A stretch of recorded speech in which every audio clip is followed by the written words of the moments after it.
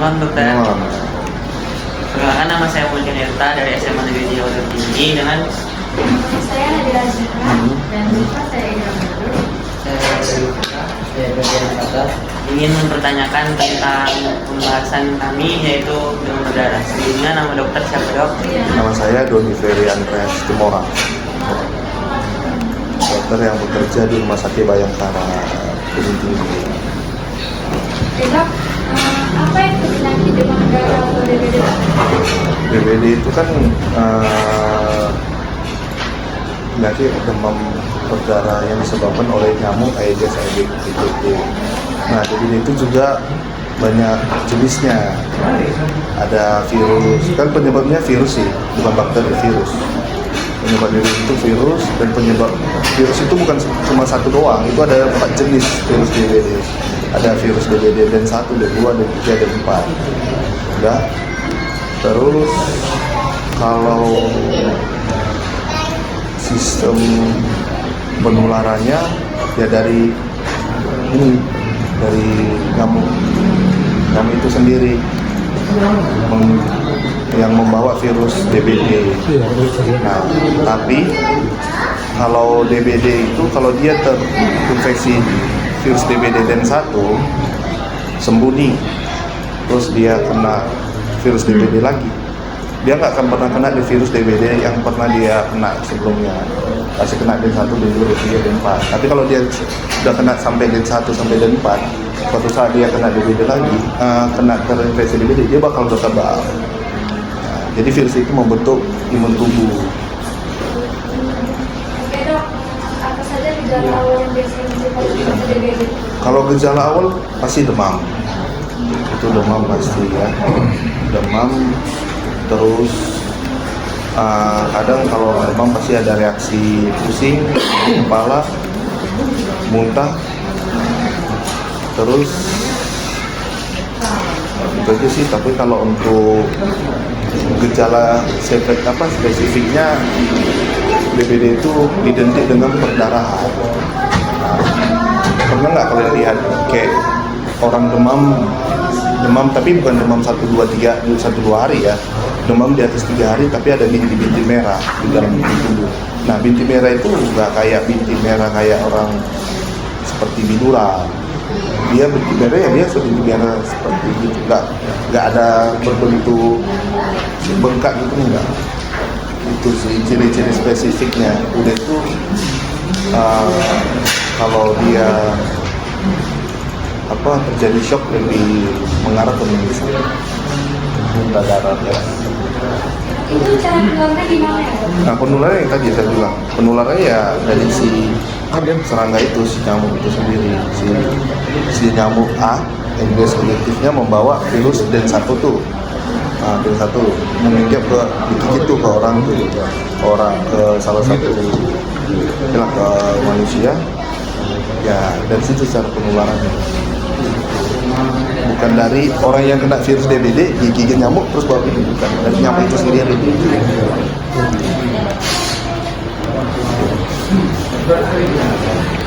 Bahkan sebaiknya seorang segera dibawa ke dokter jika mengalami gejala DBD. Dibawa ke rumah sakit itu dengan syarat demam 3 hari. Demam 3 hari. Nah, DBD itu terjadi di hari ke-3, ke-4, ke-5. Itu timbulnya gejala DBD dan timbulnya gejala yang kritis. Nah, makanya kalau demam 3 hari itu harus segera bawa ke rumah sakit, atau kalau nggak mau bawa ke rumah sakit ketemu dokter, lakukan cek mandiri, cek pemeriksaan darah. Nah, dari pemeriksaan darah itu dapat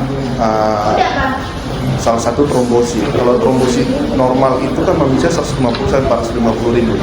Nah, kalau dia di bawah 150, berarti dia sudah mengarah ke gejala DBD. Terus ada lebih pasti namanya NS1. NS1 itu lebih gold standarnya di antara pemeriksaan yang lain. Nah, NS1 ini bisa kita deteksi di hari pertama dia demam. Jadi karena dia juga susah, NS1 itu kan susah dapatnya, nggak semua rumah sakit menyediakan. Jadi jarang kita lakukan pemeriksaan NS1. NS1 itu gold standarnya, paling utama dari pemeriksaan yang lain, khusus DBD. Jadi kalau MS1 ini diperiksa nih demam hari pertama cek MS1 positif, ya udah otomatis dia positif DBD. Biarpun trombosit itu dalam batas normal. Tapi kalau dengan pemeriksaan sederhana kayak darah rutin, itu minimal demam 3 hari baru gejalanya keluar. Dengan hasil yang tadi di bawah 150. Ada pemeriksaan yang biasa dilakukan untuk mendiagnosis DBD? Nah, pemeriksaan awal itu paling gampang didapat, orang awam tuh bisa mengetahuinya. Itu rampli tes itu kalau kalian tahu tensi. Nah itu kalau anak-anak ada tensinya juga, dewasa, remaja ada. Jadi bukan harus dewasa saja. Nah tensi itu kita tensi dulu. Jadi kita tensi, kita dapat sistolik diastoliknya. Sistolik itu ini pertama, diastoliknya.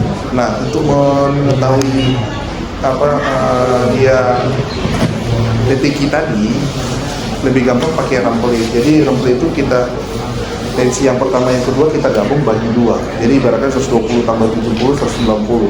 Berarti sekitar 80. Jadi kita buat tekanan 80 di tensinya. Jadi kita diami selama 10 menit atau 15 menit. Nanti kita buka, nanti begitu dia timbul bintik merah dengan syarat demam 3 hari, positif itu pasti DBD. Itu paling sederhana. Nah, kalau orang itu bisa melakukan, tapi kalau di rumah sakit ya cara tadi cek darah rutin, kita lihat trombosit, terus MS1. Nah, kalau dia nggak punya MS1 rumah sakit ya udah darah rutin aja, nggak ada yang lain. Apakah ada komplikasi serius yang bisa terjadi akibat DBD? Ya ada, itu komplikasi. Sampai sekarang di WHO itu belum menemukan vaksin DBD. Jadi dibilang kalau dibilang komplikasi serius pasti serius. Indonesia belum bebas DBD soalnya karena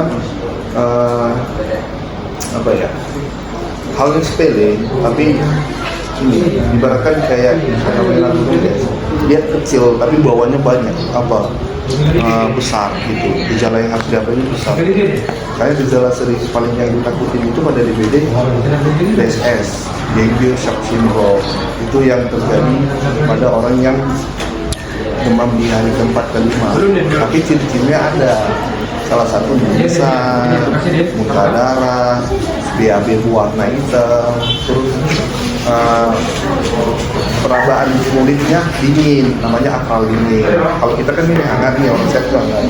Kalau orang yang tanda-tanda shock itu dingin, nggak dingin, lemas, orangnya ngantuk-ngantuk. Nah itu gejala komplikasi paling serius itu DSS itu harus upaya. Kalau sudah terjadi pada pasien itu kita 50% selamat, 50% enggak. Jadi nggak bisa kita pastikan selamat kalau sudah terjadi seperti itu. Baik dok, bagaimana dok kira-kira cara pencegahan penyebaran DBD? Kalau pencegahan yang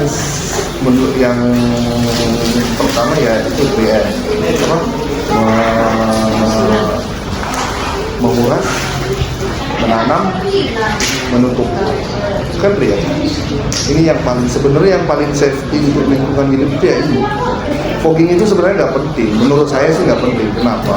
Karena balik lagi fogging itu berasal dari apa? Minyak, solar, bahan kimia. Nah kalau fogging itu disemprot, asapnya bakal lengket kemana coba? Pakaian, piring, dan semua. Nah pakaian itu nggak boleh. Kesimpulan video kami adalah penyakit DBD adalah penyakit yang disebabkan oleh virus dengue yang ditularkan melalui gigitan nyamuk Aedes aegypti. Pencegahan paling efektif adalah dengan menjaga kebersihan lingkungan, menerapkan 3M, menguras, menutup, dan mengubur, serta menghilangkan tempat berkembang biaknya nyamuk. Sekian dari wawancara kami. Terima kasih. Dadah.